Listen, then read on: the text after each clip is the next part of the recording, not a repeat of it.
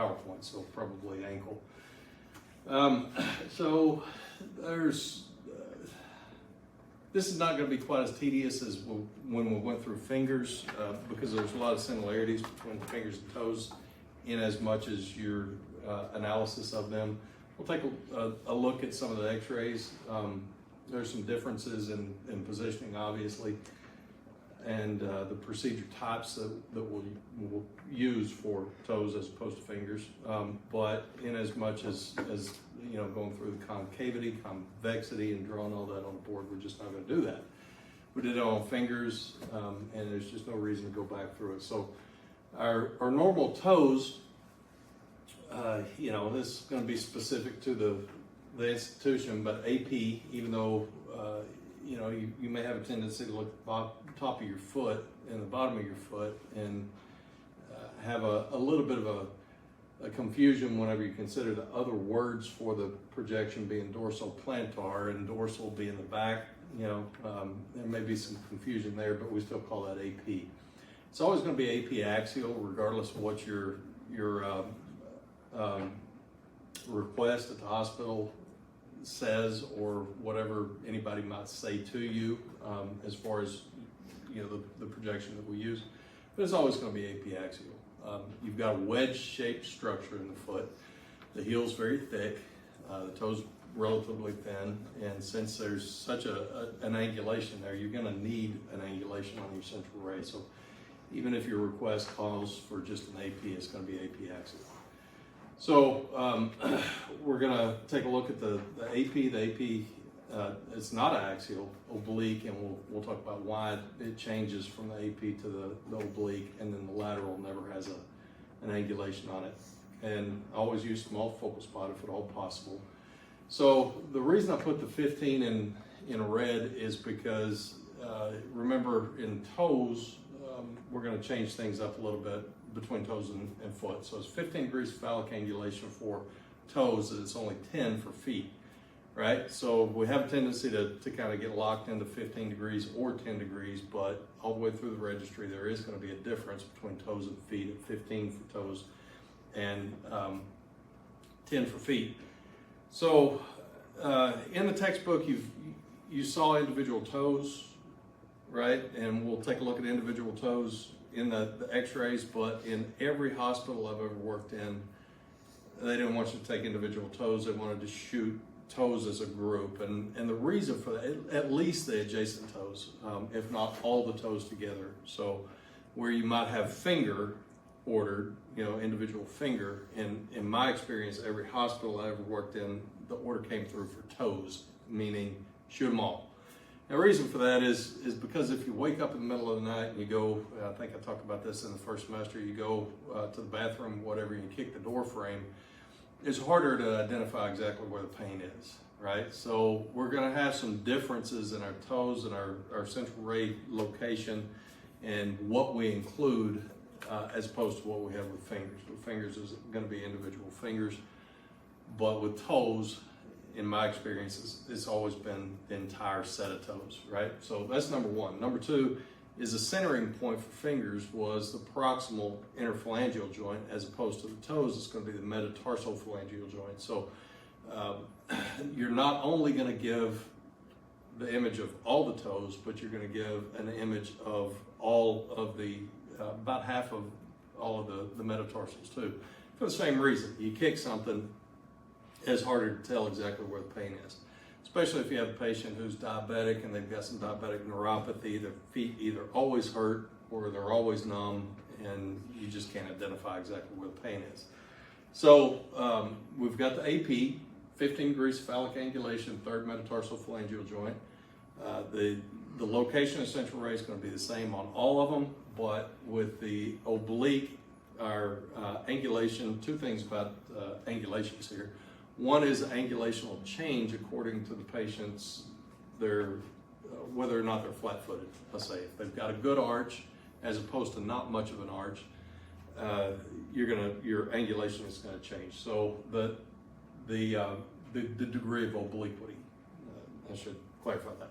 Angulation on central ray, you're not going to have one. And the reason for that is because of the shape of the foot. I'm just going to use my hand instead of trying to find a a foot. But the heel end of the foot is much thinner than the toe, right? And the forefoot, it just kind of spreads out from the heel, so it's much broader. So at that angulation, whenever we have an AP, we need that angulation, but as we go from AP to oblique, notice what happens with my fingers, which represent the toes. As we go from AP, we've got that angulation, but as we oblique up, what happens to the slope, so to speak, of my toes in this case, they become more parallel, right? So you don't need that angulation for the oblique. So if you're used to just putting the angulation on for the AP of the foot or AP of the toes and leaving it on for the oblique, get in the habit of taking it off for the oblique. You don't need it for the oblique. So no central ray angulation, but the degree of angulation for the foot, the degree of obliquity for the foot is going to be different for somebody who's flat-footed versus somebody who has a high arch. So look at the patient's foot. You know, we've got some pictures that we'll get to here in a bit. But look at the patient's foot. You know, there's a difference between being actually flat-footed and having what they refer to as fallen arches. Somebody who has fallen arches, that usually comes with age and with lower extremity injuries, somebody who's turned an ankle a lot. What'll happen is that all the tissue on the bottom side of the foot that follows the arch eventually will just start to sag, right? That happens when you get older. Things, you know, I mean, your body starts to sag a little bit, including your arches. So people get plantar fasciitis, right? And that's because of flat-footedness, fallen arches, so to speak. People complain of heel pain, and that's what you've got going on there as well. So your arches hurt all the time, or I'm not saying you, but you know, your patients complain of arch pain all the time, or they've got heel pain. It's because of these fallen arches. That doesn't necessarily mean that the patient's flat-footed. They appear flat-footed. It kind of looks flat-footed, not really flat-footed. So look at the overall shape of the patient's foot. You know, if a patient is truly flat-footed, they have no longitudinal arch, and what you've got there is the bony structure is actually flat. Okay, so take a look at the patient's overall appearance of their foot. If they've got a good wedge-shaped foot, then they don't have they've got fallen arches. They don't truly have flat-footedness. But if their foot is just like a pancake, right, then you got somebody who's flat-footed. In that case, you would use a more shallow obliquity than what you would for a patient who's got, you know, a wedge-shaped foot. So look at the shape of the foot before marrying yourself to the degree of obliquity. So lateral on the toes depends on which side is hurt. You know, if you're remember your numbering changes from on upper extremity, your thumb is number 1, and it's on the lateral side, as opposed to your toes, your great toe, your big toe is number 1. It counts from inside out. So don't confuse those. If you're looking at 4th or 5th, you're going to go with the lateral side down. 1 through 3, you're going to go with medial side down. So when we get into lateral of the foot and the ankle, the calcaneus, I'm going to tell you some things that you got to look for on the registry. You know, that you probably see in De Angelis sometimes, or what you may see in a correctec. Things to look for on specific questions on the way through the registry. So the evaluation is going to be real similar to fingers. Watch out for your soft tissue overlap. You're going to look for the concavity, convexity at 45 degrees. Pretty much the convexity disappears and the backside of the toe becomes pretty flat. So make sure that you include all toes, half of the metatarsal roughly, interphalangeal joint. You know, some people will say to look at the toenail. You know, if the toenail's centered over the distal phalanx, then you have no rotation. You seen your patient's toes? You know, they're all over the place, right? Very, very unreliable. You know, that pinky toe, a lot of people have their toenail on sideways, right? So, you know, don't go with the toenail. It is just totally unreliable. So positioning, basic positioning, Again, remember your central ray is going to be to the metatarsal phalangeal joint and not to the interphalangeal joint on all of your toes. So we've got a good toe, good open joint spaces. You can see the sesamoid bones. I'm not sure that patient doesn't have a fracture of that sesamoid bone. We'll talk about that here in a bit, and the implications of that fracture. So internal versus external. We always do the internal oblique on the toes, external oblique. You've got a mess going on there. So the explanation in the textbook on this one says that what we've got here is a failure to angle the central ray, but I really think that we've got more going on than that. I think we've got the toes bent on that one as well. So what we don't see are the joint spaces on either one, especially that distal joint space is just completely obscured. So we may have a little combination of the toe being bent, but also that we've not angled our central ray. So general oblique of the toes, of all the toes, that's what we're going to see. Now, if we look at our AP, what we can see is the sesamoid bones should be directly under the toe, as opposed to as we internally oblique, notice that they're going to be kicked out from under. We're going to take a look at the foot and the oblique of the foot and see what happens with the base of the metatarsals here in a bit. So if you over-rotate, you're getting awfully close to a lateral, then notice the sesamoid bone completely comes out from underneath that big toe and is projected over the second toe, or not the toe, but the metatarsal. As opposed to under oblique, you've got that going on. And that almost looks like a shot PA as opposed to AP. I could be wrong, but kind of looks like it to me. So very few times I've shot lower extremity PA, but there are those times. Patient presents to you on their stomach, they come to you face down, you go ahead and shoot PA in some cases. Leg comes to mind. I had a patient one time, this is kind of a rabbit trail, but I had a patient one time, he was on a jet ski, right? Pulling an inner tube behind him. And the inner tube was attached to the jet ski, obviously, by rope, and the rope had a snap ring carabiner, right? And it gave way, pulled away from the inner tube at full speed, so it had a lot of tension on it, and it came flying and it embedded itself in the back of the patient's leg. Obviously, I'm not going to flip that patient over and shoot AP of the leg, shot PA of the leg in that case. So there are some appropriate times to shoot AP of the lower extremity.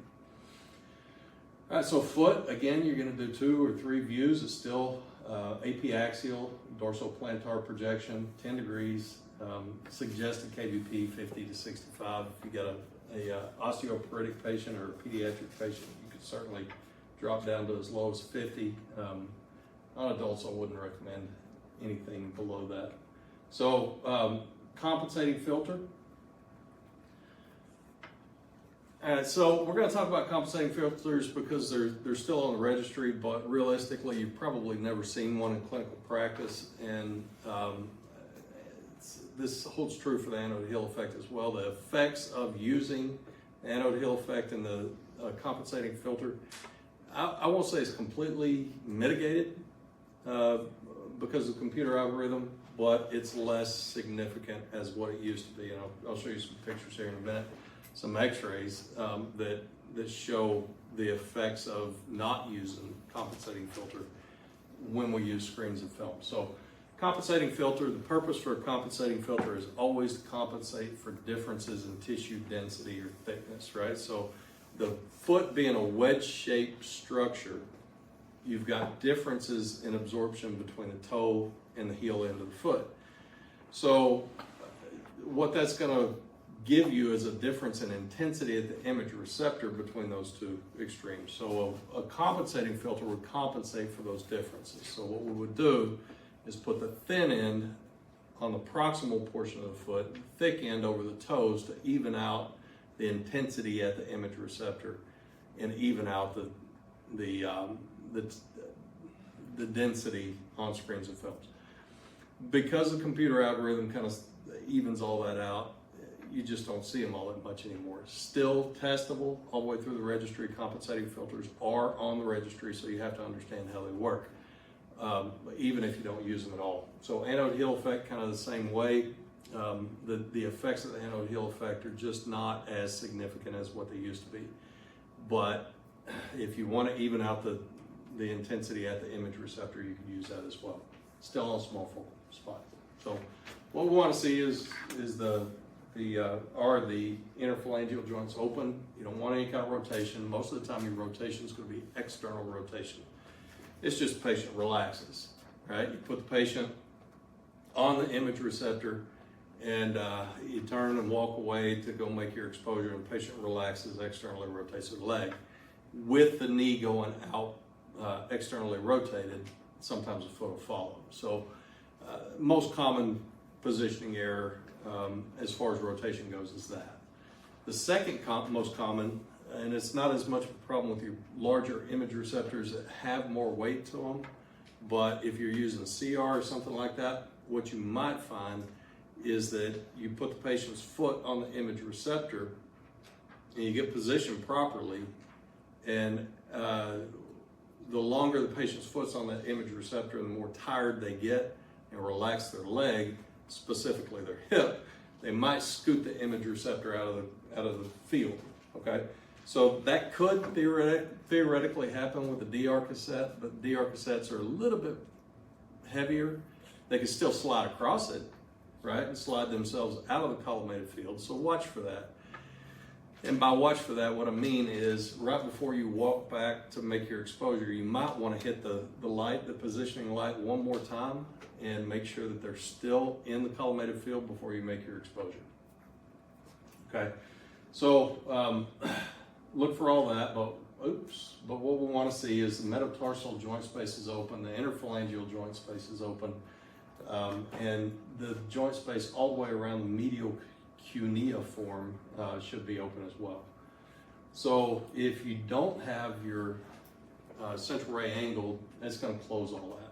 Medial rotation, we're going to take a look at that. Lateral rotation, we're going to take a look at that as well. So your medial cuneiform is this bone, excuse me, this bone right here. So remember, you've got a medial, intermediate, and lateral cuneiform. You should see the joint space around that completely open. So the joint space between the first and second metatarsals should be open, and then you're going to have some superimposition from 2 through 5. If you have the patient, where they've relaxed a little bit and they've externally rotated, you're going to see a closing of this, but you're also going to see a closing of that, and all that superimposition gets worse. If though, if though they have relaxed and their knee has gone medially, then what you're going to see is again a closing of that, and these start to open up. Okay, so your oblique, your medial oblique, which is the oblique we always shoot for a foot, is going to open up the spaces on the lateral side of the foot, and especially around your cuboid. So a good internal oblique foot, the medial oblique of the foot, is going to open the joint space all the way around the cuboid. So the AP, all the way around the medial cuneiform, the oblique, joint space all the way around the cuboid.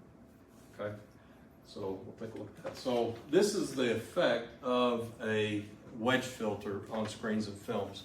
So the theory behind why we use it is still this, right?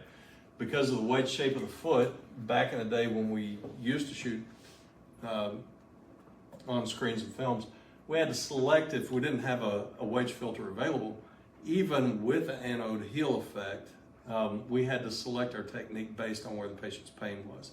So if a patient gets up in the middle of the night and they kick a door frame again, their pain is probably going to be in through here. So we'd have to set a technique based on that, right? So we're looking for a fracture of the fifth toe, very common. I think when I was in school, the person who taught anatomy called that a midnight fracture. And I've spent 27 years trying to find that in any textbook anywhere, and I cannot. I think she's just made it up. It's midnight fracture because you kick the door frame in the middle of the night when you go to the bathroom. I've not been able to find that anywhere, any kind of supporting evidence for that. But with a wedge filter, notice how light the image gets way up there.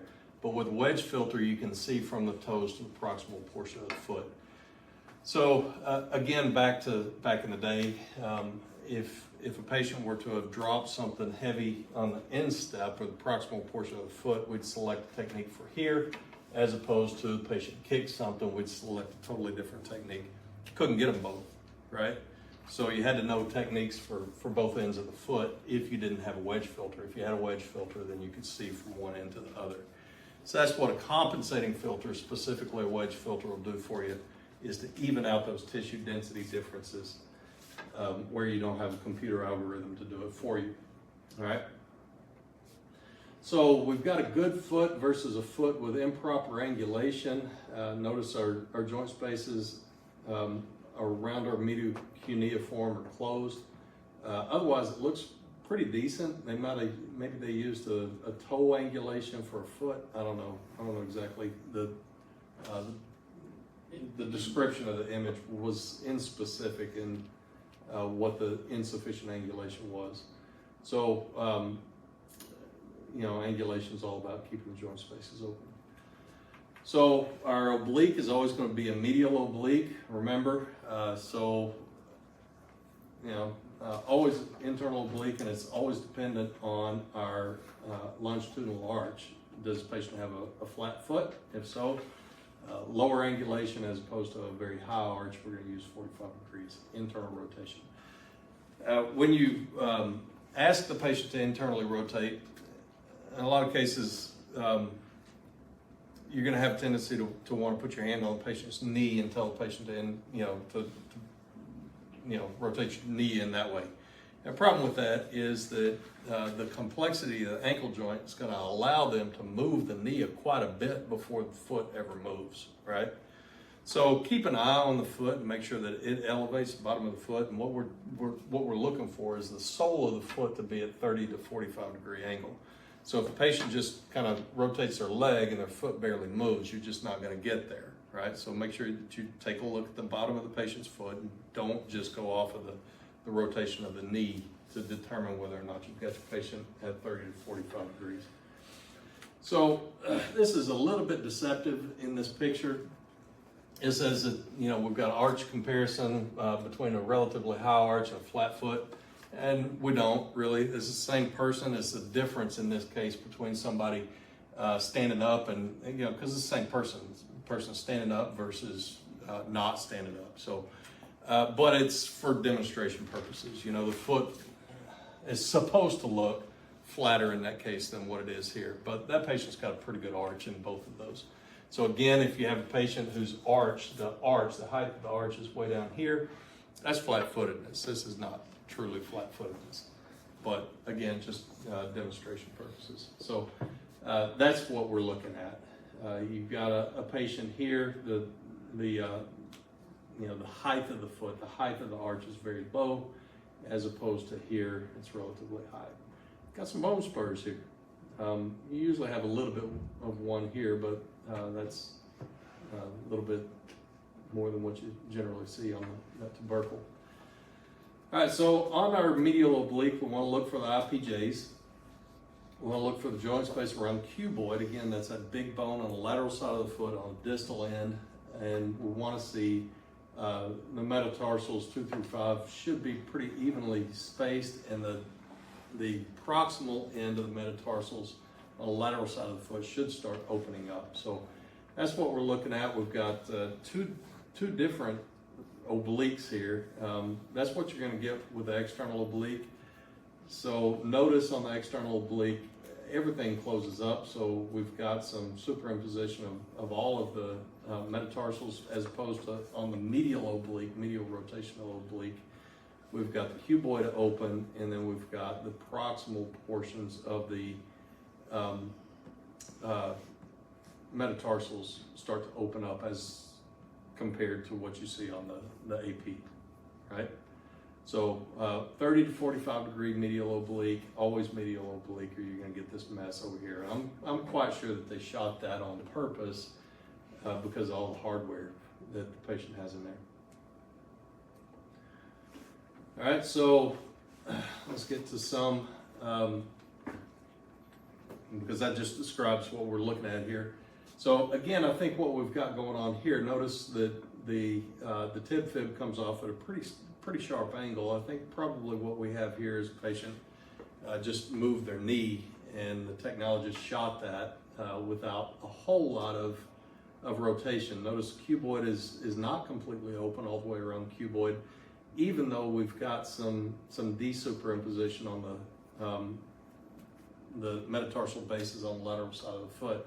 It's still not going to be adequately oblique. It still looks, if you block off this, it still looks pretty AP, right?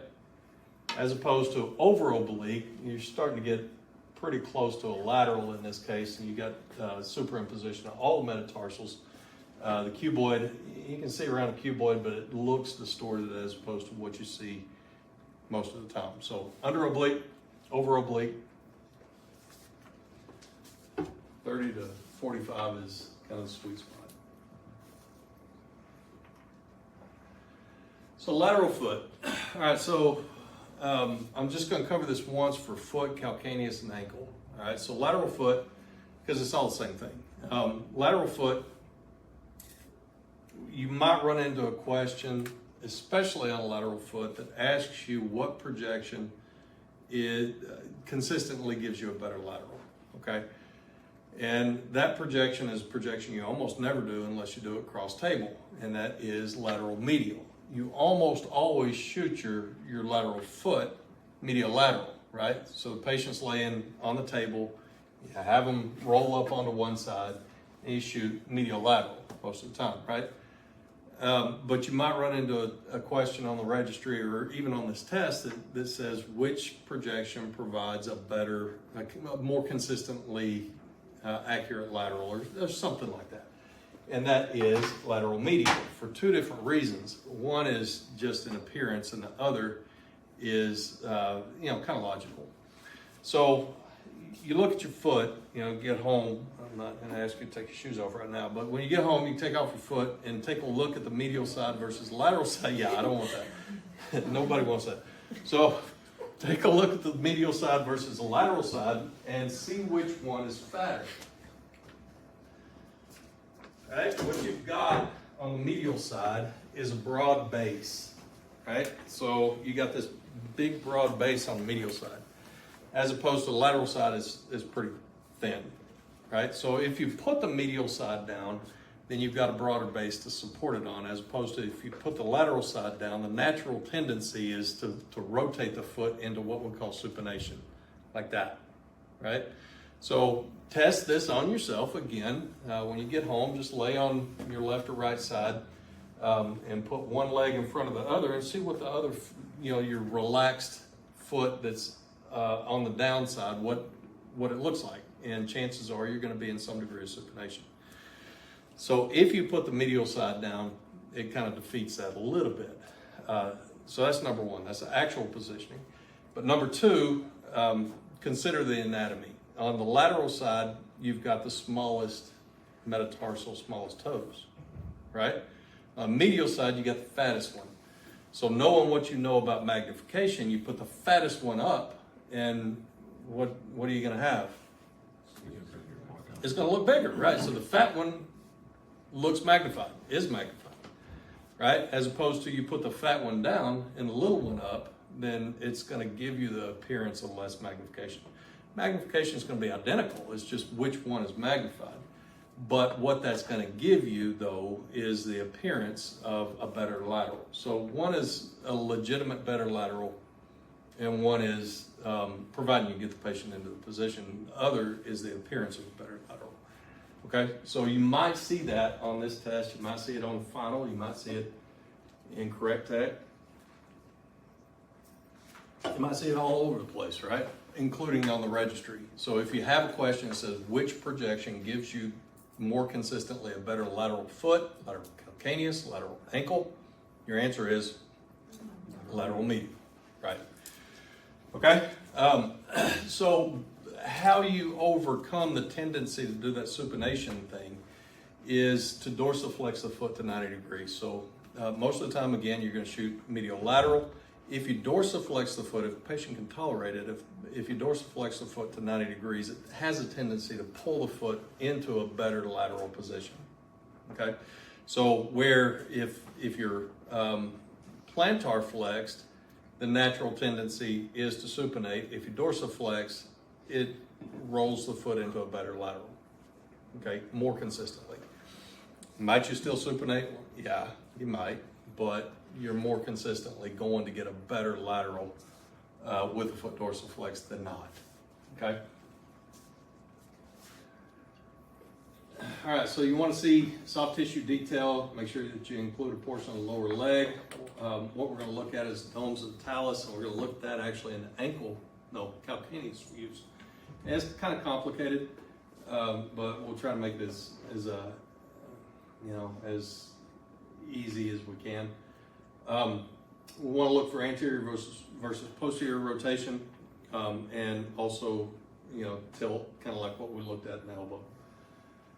All right, so domes of talus, we'll get back to that here in a minute. So lateral foot, good lateral foot.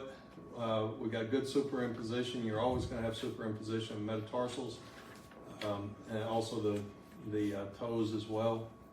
So what we're going to look at then are the dome. When we're referring to as the domes of talus, what I'm talking about.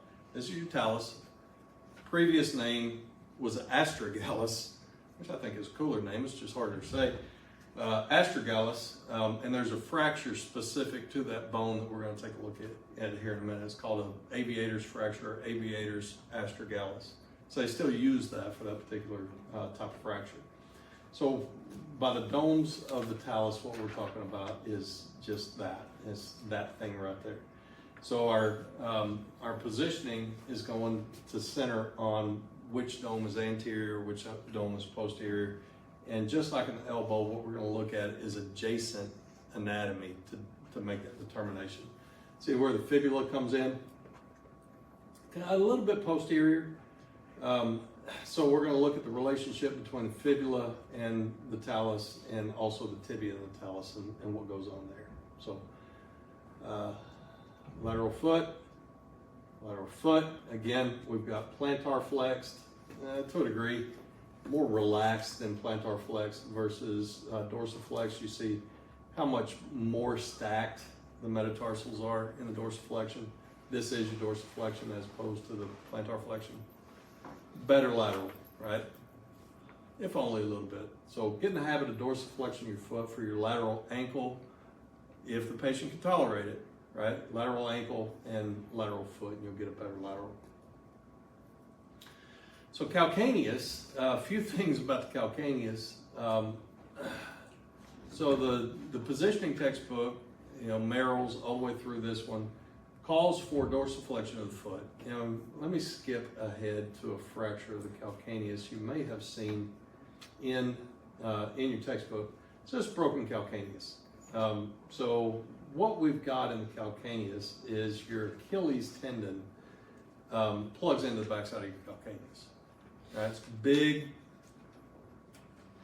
relatively stiff type tendon.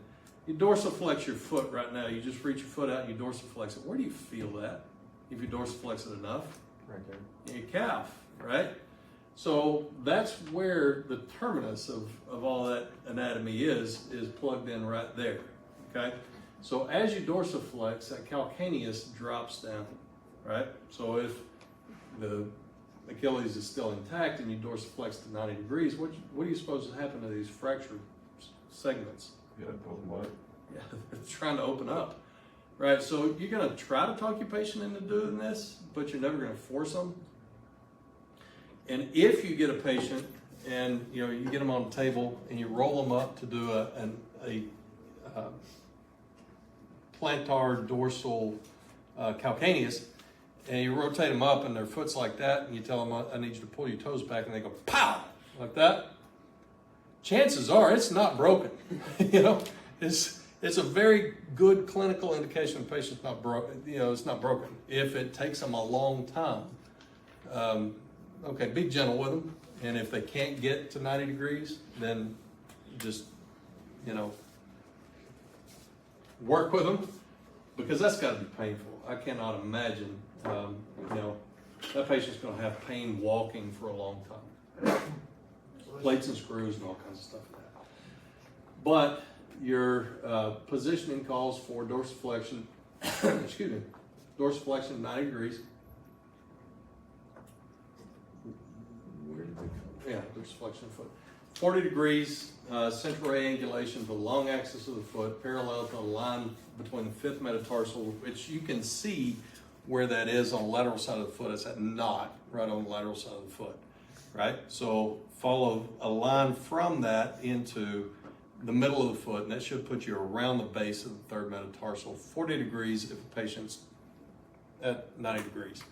If the patient's foot is more plantar flexed, then you're just going to adjust your central ray angulation. So you're looking at 40 degrees, right? 40 degrees. And if it's more, you know, plantar flexed, you're just going to increase your angulation, right? It's not going to be ideal. It's you know, the image is not going to be very pretty, but if you don't increase your angulation, then very well what you may have is projection of the rest of the foot over the anatomy that you need to see. So you have to increase your angulation. All right, so again, wedge filter if at all possible, you know, if needed, not if at all possible. Probably not going to need one with computer processing. Anode heel effect, again, just like the AP of the foot. So the difference between the lateral of the foot and the lateral of the calcaneus, just central ray location collimation. For the lateral of the calcaneus, it's just going to be distal to the medial malleolus. Again, providing you're shooting medial lateral, pretty close to the lateral malleolus if you're shooting lateral medial.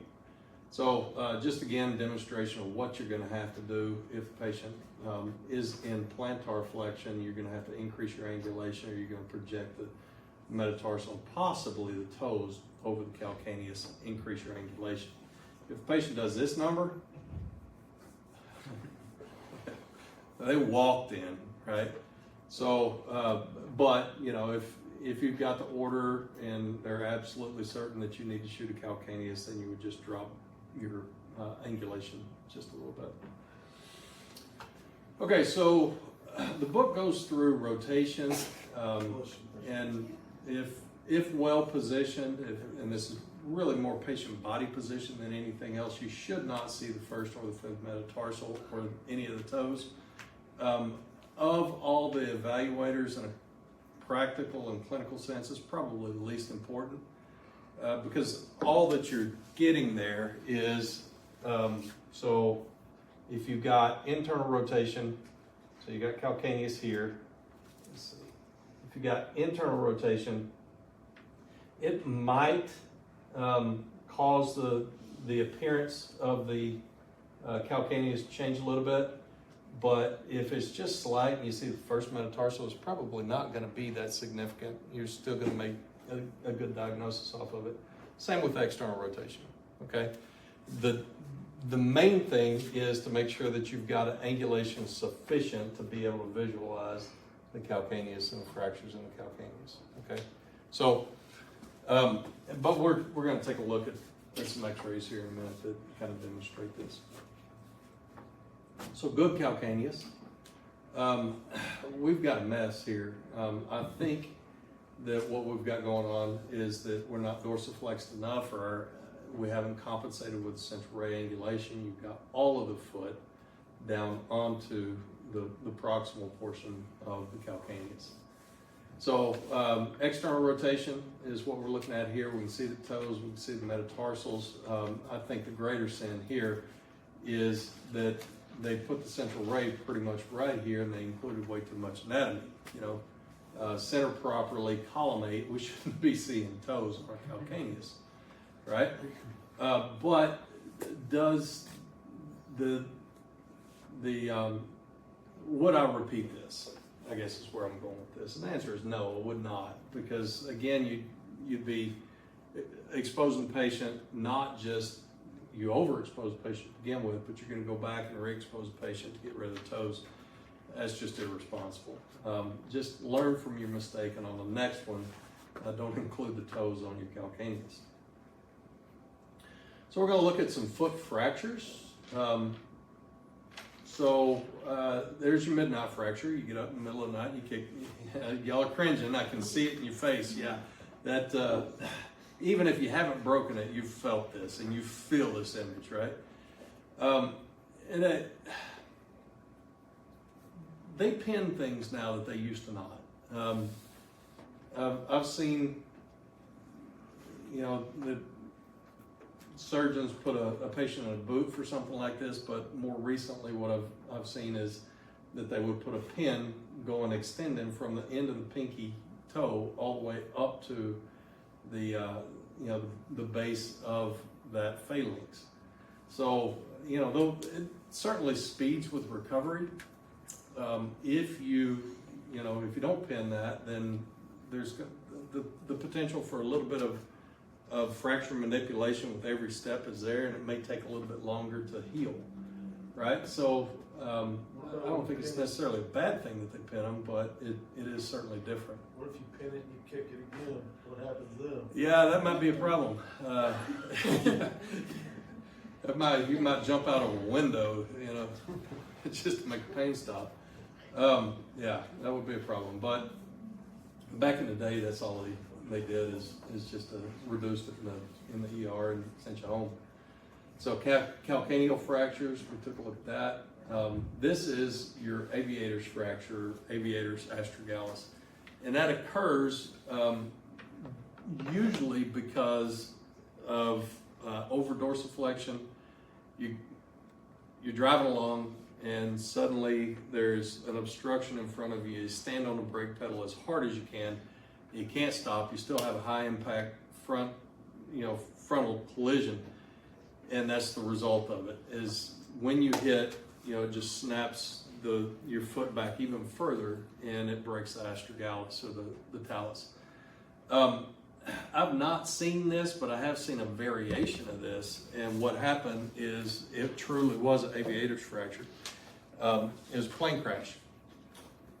And it was a small, hobbyist type plane. It wasn't a, big industrial, transport plane or anything like that.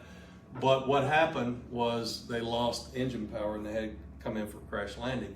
And both of them survived, but because of the impact and the bracing for the impact and the sudden stop, the guy was like 17 years old. And what happened was that his feet were on the floor of the airplane.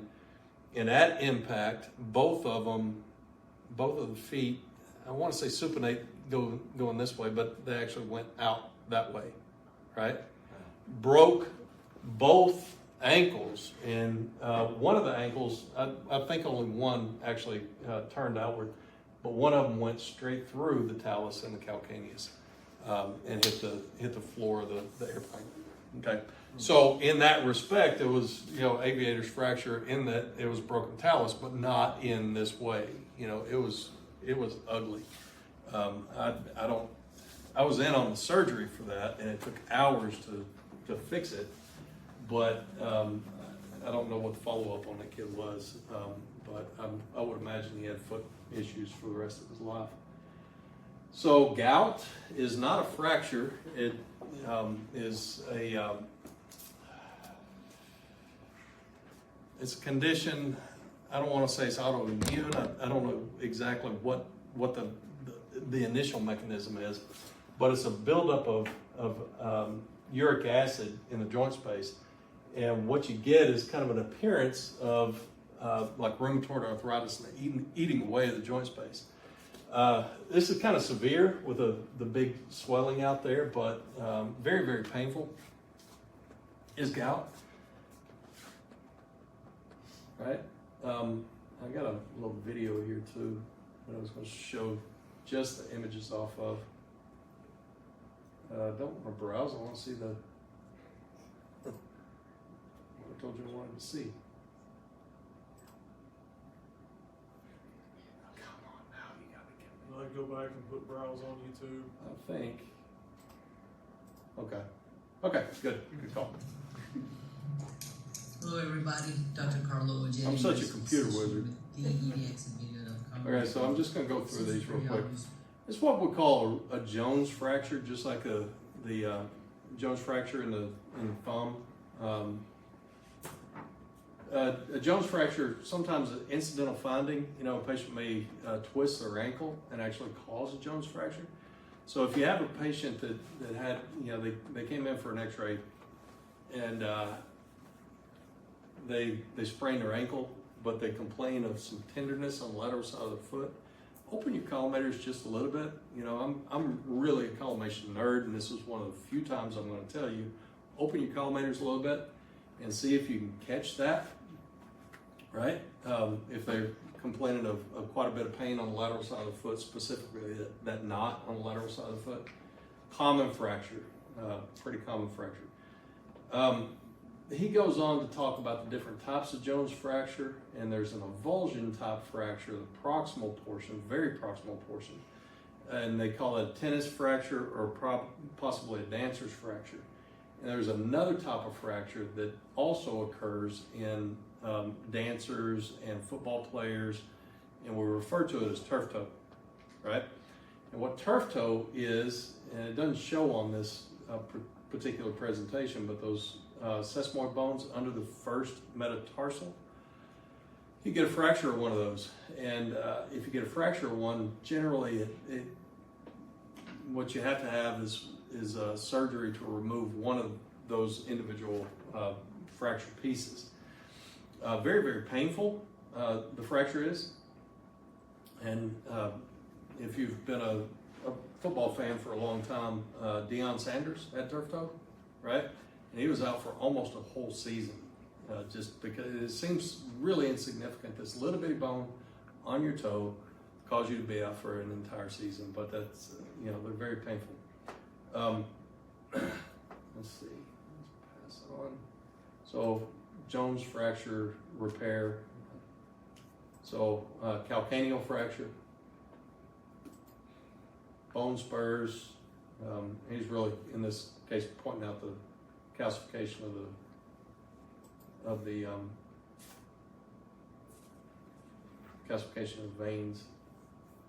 So in this one, you know, he's talking about the fracture. The fracture is actually of the proximal phalanx, but it's kind of difficult to see in this particular image. But in the oblique, you can see it a whole lot better here. So, you know, just graphic demonstration of how it is that the different views show different things. You know, I'm not going to say that the lateral of the toes, when you're shooting all of the toes, is completely useless, but you got a lot of superimposition there. So your oblique really is your more important view in some cases, because it could demonstrate this. Difficult to see on the AP, wouldn't be able to see it very well on the lateral, so your oblique would be really the definitive view for this. Just smaller fractures and whatnot, so I'll let you you know, watch that. That's always fun. Shotgun? Yeah, shotgun. And you know, he didn't go quite deep enough into the history on this patient. I had a patient one time. I didn't have a patient. I was talking to a guy one time. He shot himself in the foot with a shotgun and took his foot off. He had a prosthetic foot. So I'm not sure, you know, exactly what happened there. If he shot from a close distance, I would expect more damage than that, right?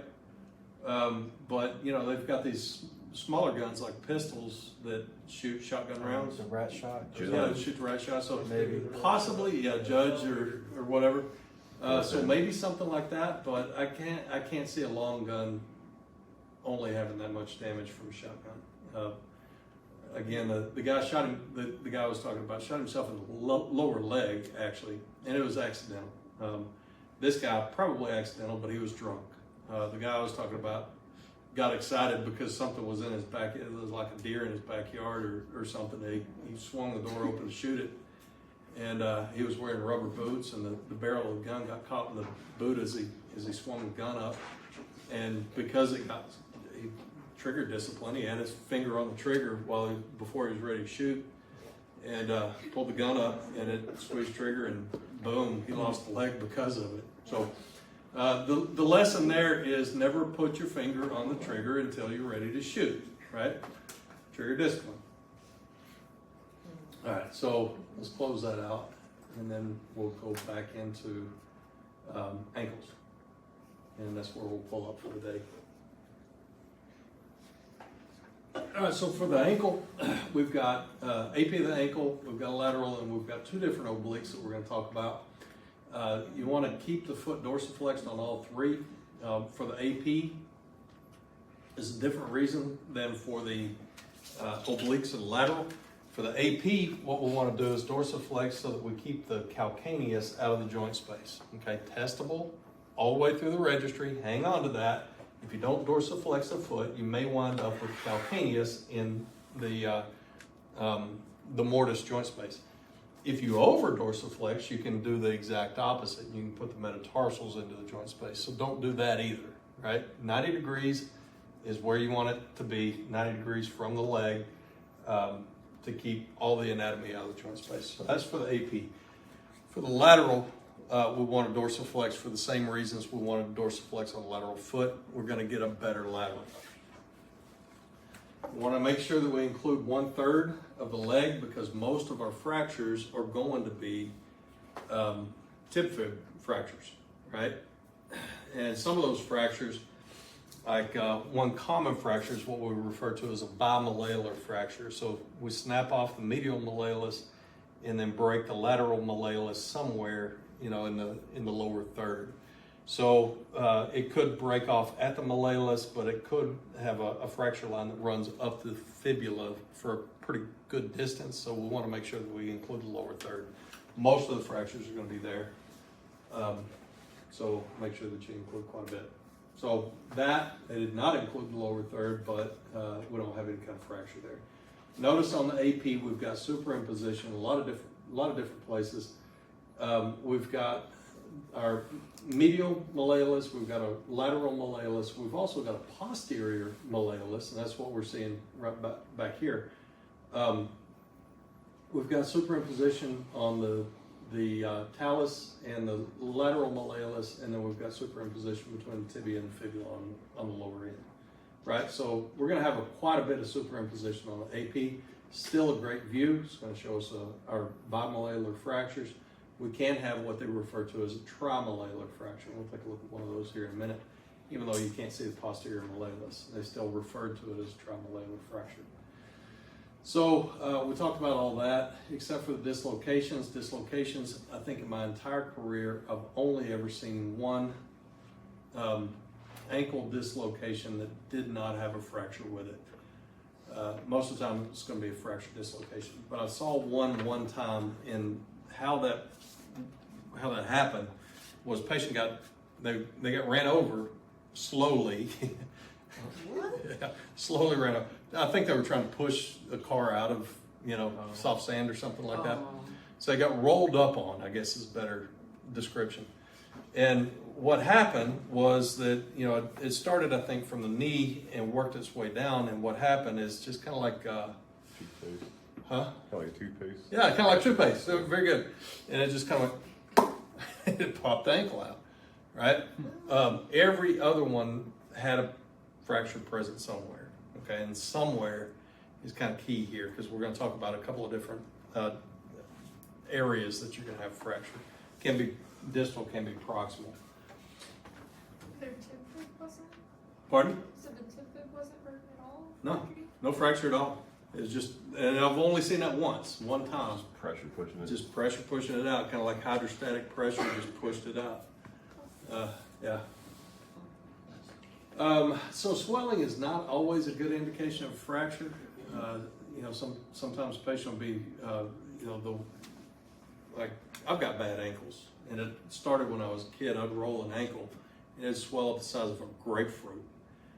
no fracture, right? So fracture is not always a good indication swelling is not always a good indication of fracture. It's a good indication of injury, but not always fracture.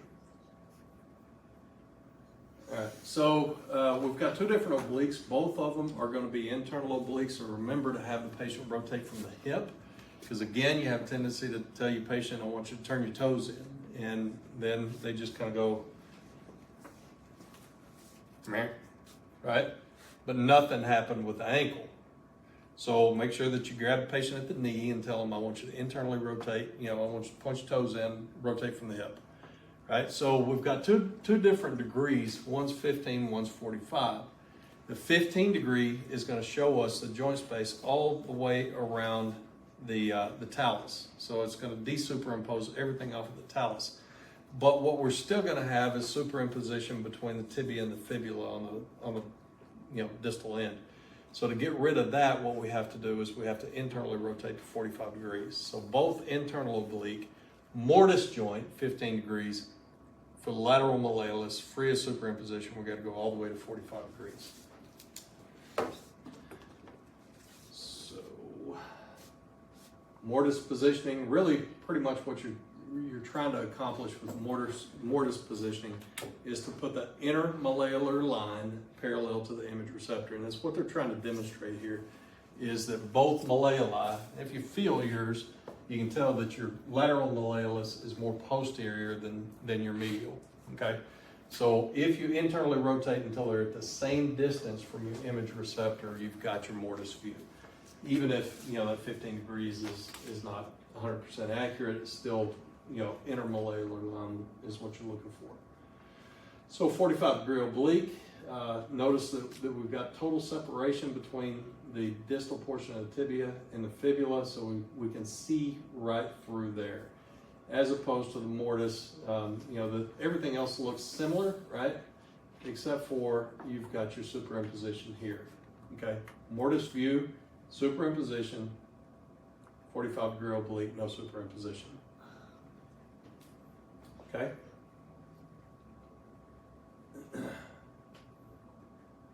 All right, so the lateral of the ankle, again, we're going to include a third of the leg. You've got that whole, medial lateral versus lateral medial, all that stuff.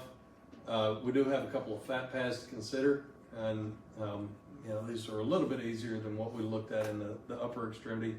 It's just going to be anterior versus posterior, okay? So the anterior fat pad may be present. The posterior fat pad is a pretty good indication that we've got a fracture present. So anterior fat pad, posterior fat pad, we just don't really see there. Good lateral, again, could include a little bit more of the distal portion of the leg. So our fractures, again, we've got fractures that could occur pretty much anywhere and still technically be an ankle fracture. So we've got, most of the time those are going to be either a single malleolus, more commonly probably a bimalleolar, sometimes a trimalleolar fracture. So we've got a couple of things to consider in what you're going to see here. All right, so number one, the most unstable fracture of anything that I've ever shot is what we refer to as a Masseneau fracture. Okay, it's easier to say than what it is to read. It's Masseneau fracture. And a Masseneau fracture occurs because of the turning of the ankle. But what you've got in your lower leg, your spine, several other places around the body is what you refer to as a syndesmosis. And a syndesmosis is a stabilizing coating or sheath. Think of the leg as having kind of a compression sock underneath all the muscle, just around the bone. Okay? Holding everything together. So if a patient twists their ankle, then a part of the purpose for that is to make sure that the bones don't separate too much, right? And what can happen, though, is you may have a fracture, lateral malleolus, medial malleolus, both, and that's all that you've got going on, in which case it's very, very stable. or you can have a fracture with a disruption of that syndesmosis.